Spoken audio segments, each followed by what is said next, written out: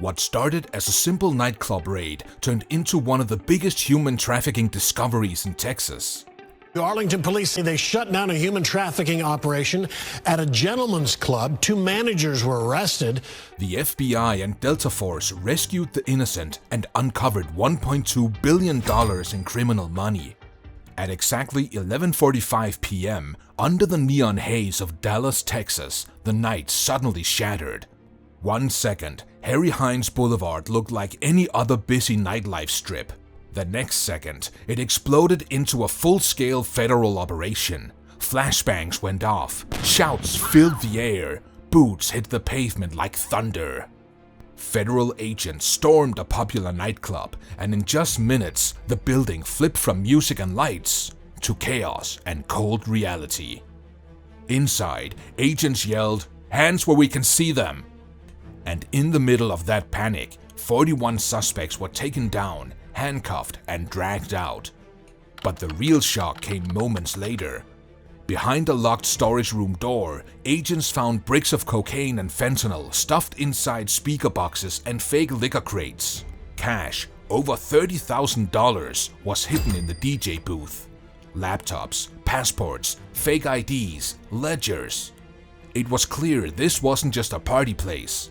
It was the front door to something much darker.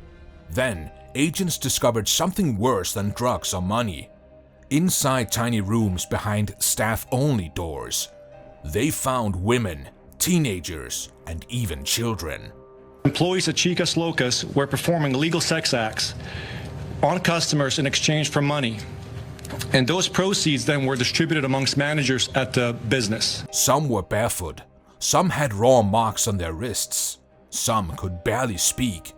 A few were only 14 years old. ICE Homeland Security agents rushed the victims out first, covering them with jackets, whispering reassurances through their masks. The whole scene felt unreal. What looked glamorous on the outside had turned out to be a nightmare on the inside. And as the smoke cleared, every agent in that room realized the same thing. This raid was only the beginning. Because inside glowing phones left behind by traffickers, investigators found the new weapon of the cartel, digital lures. The cartel had gone online and was hunting victims through social media. Then came the ledgers.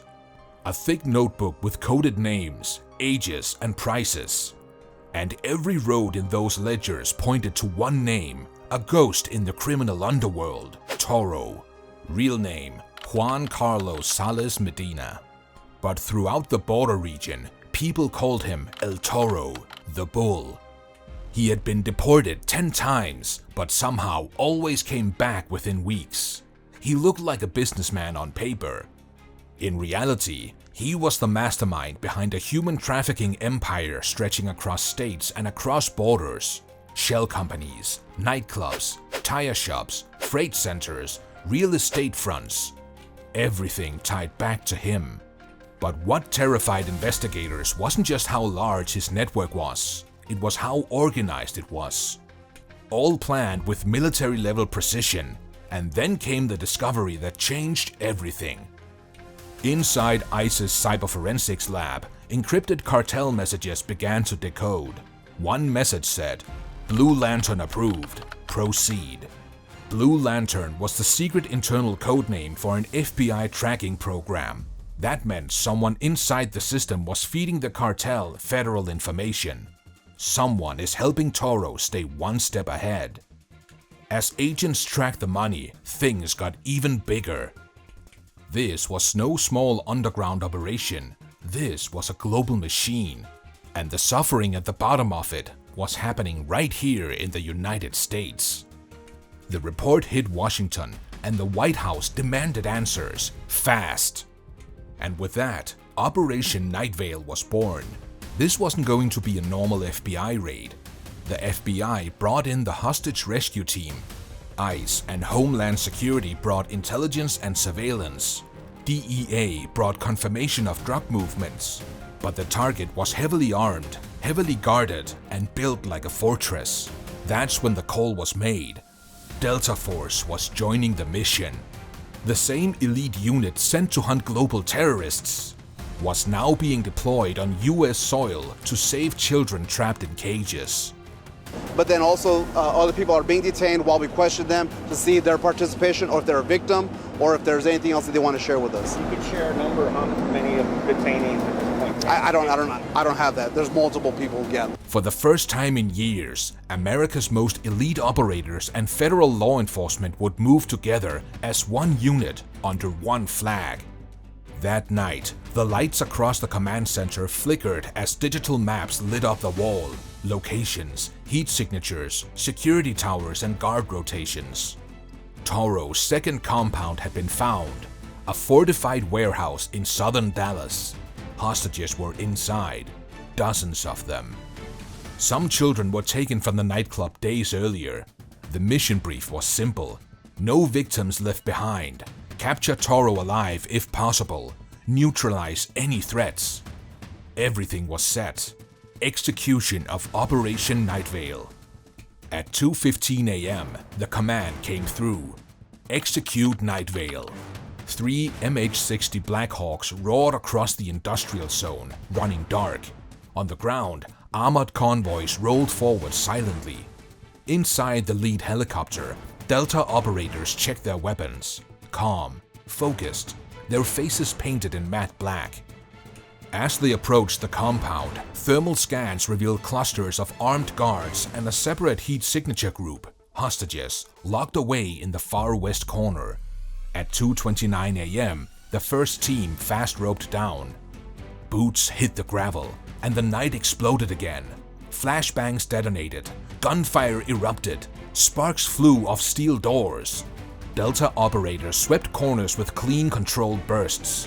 FBI teams followed close behind, securing rooms and pulling civilians out. Inside one locked room, agents found 15 captives, 6 of them children, the youngest girl around 12 years old. Delta operators carried her out under heavy fire. Cartel gunmen fired from the mezzanine. One fired a burst from an AK-47. A Delta marksman dropped him instantly. As teams pushed deeper, they found computers, ledgers, passports, and duffel bags stuffed with cash. Millions. Then came the final confrontation. In a smoke-filled hallway, behind a reinforced steel door, stood Toro, holding a young woman as a human shield. He screamed, "You can't stop it! There are hundreds of me!"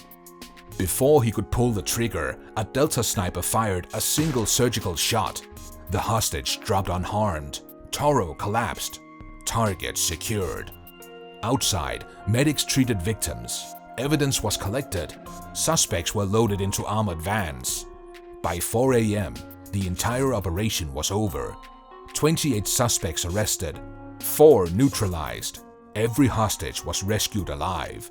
It was one of the most successful joint rescue missions in modern American history. But it didn't feel like victory inside the command center. There was only heavy silence, the kind that follows trauma, relief, and exhaustion. An ICE commander watched a helicopter lift off with the rescued children and said quietly, "This is why we fight. This is what America protects." News crews captured the aftermath. Armored vehicles, children wrapped in blankets, agents covered in dust and sweat. Across Dallas, families hugged their children tighter, but investigators were not done. Inside the warehouse, under a broken desk, a single phone buzzed. The screen lit up with a final message. Phase 3, activate backups. The war wasn't over, but America had delivered a message carved into steel and smoke. By morning, Operation Nightvale was already being called a defining moment in the fight against human trafficking. Federal forces, military precision, one mission, one creed. No victims left behind. At Rescue Hill, we believe that what happens after an operation is just as important as what happens during an operation. We are committed to helping survivors stabilize, navigate their next steps, and begin the long, personal work of healing. And even though the battle isn't finished, one truth couldn't be denied. You can attack America's heart, but you will never break its will. Because when Americans stand together, darkness doesn't stand a chance. If you believe every innocent life deserves protection, hit that like button. Subscribe so you never miss the next chapter in this fight for justice.